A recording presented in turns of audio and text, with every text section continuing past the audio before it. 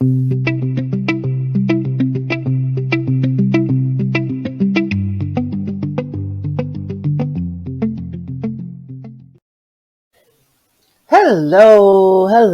I am the official CarlalLorraine, and today we're doing a recap and review of Big Brother 24, episode 30, which is a Veto episode. And this is a picture of Taylor. Hold on, let me see something. Because it wasn't. A picture of Taylor. Taylor in the DR, saying that if she wins the veto, she's taking Brittany down from the block, which will force Monty, who's the current HOH, to put Turner on the block. And then she and Brittany will have the only 2 votes, unless there's a tie, and they'll vote Turner gone. Send Turner to the jury house. Okay, so this is Turner. Brittany is in the HOH room talking to Monty about his decision to nominate her. Because in his speech, he mentioned there being a lack of communication in his nomination speech. And she's all like, well, we're Brochella. She's telling the DR. She tells the DR, but we're Brochella. She was committed to the final 4, but Michael gone. She's committed to the final 3. And she's like, why me? Like, there's still Alyssa and Turner. Like, why both Turner? Why me? Because even though Turner was part of the leftovers, he was in the backyard. So the people who were in the house for this house split formed a final 4 alliance. Monty, Brittany, Michael, and Taylor, because Jasmine was going home that week. Anyway, Monty's explaining to Brittany that Turner told Monty about a conversation Brittany and Turner had in regards to an All Girls Alliance pitched by Alyssa. So Brittany had told Turner about this All Girls Alliance that Alyssa had tried to make, but she didn't tell her alliance about it. And this is part of that messy game that I mentioned in the last video in regards to Brittany. Brittany was playing a messy game, and Monty's saying, well, I heard about it from Turner. And with the lack of transparency, we don't know where we stand. So Brittany's trying to explain to Monty that she didn't mention the All Girls Alliance thing because to her it was all fluff and not worth mentioning, that it didn't exist, and that it was like, she was like, there's nothing to say. Yeah, but you told Turner and you didn't tell them. So, and we know that Brittany she's just a liar now, She got real messy and she started lying about stuff, and she's lying. Oh my goodness. So Monty tells Brittany that communication is key, and he doesn't want to feel like the communication is gone, especially with so few people up in the house. Trust seems to be waning, and trust is really important when there's only those 5 left in the house, right? Brittany tells Monty that in case he doesn't hear from her in the next few days, not to worry. But because she has a feeling that no one will want to talk game with her anyway until the veto is held. And I'm like, why would Monty not hear from you in the next few days? You're on the block and he's the HOH. Why would you isolate yourself? Why would you not talk to him? He was in your alliance, the alliance that you say still exists, that you still want to be happening. So why would you just be like, well, just in case you don't hear from me in the next few days, there's only 5 people in the house. You're going to not talk to the HOH for a whole freaking... That doesn't make... Taylor is visiting the HOH room with Monty, and So Monty and she start discussing their options in the game. Monty tells Taylor that if Brittany or Alyssa wins the veto, then they'll have to take Turner out this week because they'll pull themselves off the block, and then he'll put Turner up, and then Turner will have to go home. Monty is really playing both sides of the fence because he's with both Turner and Taylor really wants Turner out. She wants him gone. Monty basically tells the DR that if Taylor wants Turner out, she'll have to win the veto and force his hand. Because he'll be the only possible nominee. If Taylor says in the DR that if Turner stays in, he can win because he took out Michael, which was the big move of the game, and he can play that up to the jury for votes. She tells Monty that the three most likely to win of the five remaining house guests are herself, Monty, and Turner, which is pretty true because Alyssa hasn't won anything, and Brittany really, was dependent upon Michael for all of her gameplay.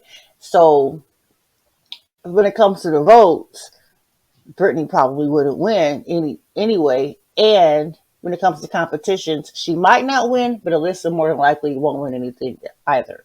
So they'll probably be the most likely to be the final three.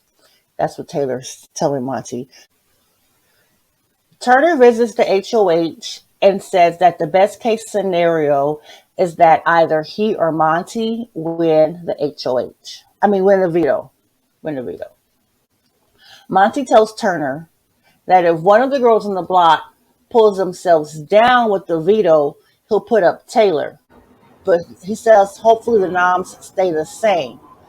However, Monty tells the DR that he'd prefer to keep both Taylor and Turner, and he doesn't want Turner to know that Taylor is targeting Turner. He doesn't want Turner to know because he wants it to be those three.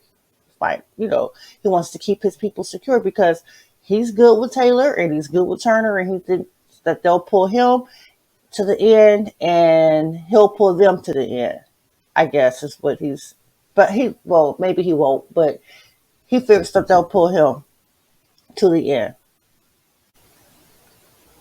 So the house guests start talking about what they would do should they win the grand prize of $750,000. Alyssa says she'll retire her mom. Her mom's worked a lot, and that she's a hard worker and she wants to retire her mom. Monty says that he set up an account for his parents so they could have residual income, which is called an annuity. I'm not certain if there's something else that would be called, but either way, I'm sure he knows that, but just still playing down his intelligence. He still hasn't told anyone that he's an engineer, and I don't remember whether or not he's a mechanical or an electrical engineer, but he is an engineer. He's told them that he's a personal trainer, which is also true, but that's just his side hustle. That's not his main job. So he also says he wants to fund his little brother's real estate dreams when he gets out of the military because his brother is in the military.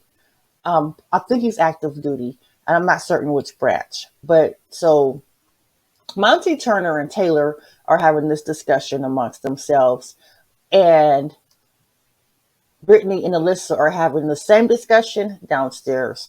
Probably production told them to talk about this so they could have this for filler. Anyway, Brittany says she and her husband will start a family.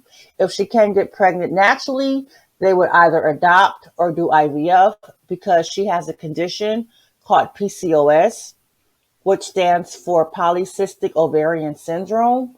And two of the main symptoms of PCOS are conceiving and holding the pregnancy to full term. So this is there's more pictures. Turner tells them that he would give his mom a lot of the money and also buy a coffee shop. He said he would call it the Coffee Shack, and he let his girlfriend run it. I think her name was Megan because she used to be a barista. He said he'd also get a ring and start planning his wedding to Megan. Um, and he said he'd buy a $40 chameleon and name it Nolan. So, and his name. So the house guests get awakened in the middle of the night to be in the back. They're told to get into the backyard. They have 2 minutes to get into the backyard so they can compete in the video competition. So this is the countdown. This is at 1 minute, 57 seconds left to go to get into the backyard.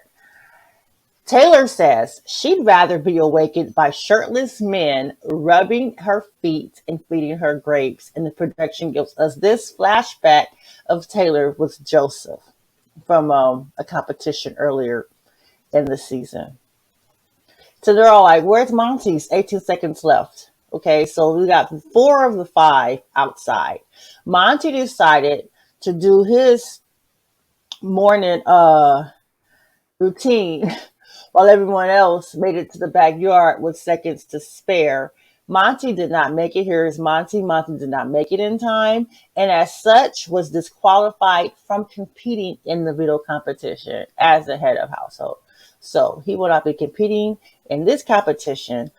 Monty is hoping Turner will win so the nominations can stay the same, because everyone else playing in this veto competition would use the power, and Taylor would use it to get Turner out.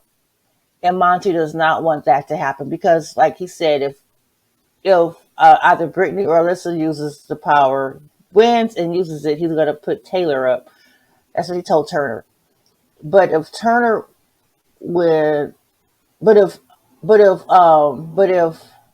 Taylor wins, he'll put Turner up, and he'll have to.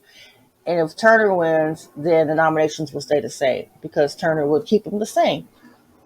That's the reasoning. So, anyways, giant cuckoo clocks, and they're missing most of their gears. You can see there's 2 gears, one in the top corner, one in the bottom corner, and these are the rest of the gears with plugs, the pins. Okay, they have to use the pins to attach the gears to the clock. This is one way in which it could look. Okay, the first person to turn their crank at the bottom of the clock to get all the gears to turn and make the cuckoo bird come out of the clock wins the power of veto. It's a puzzle competition, and I like the puzzle competitions.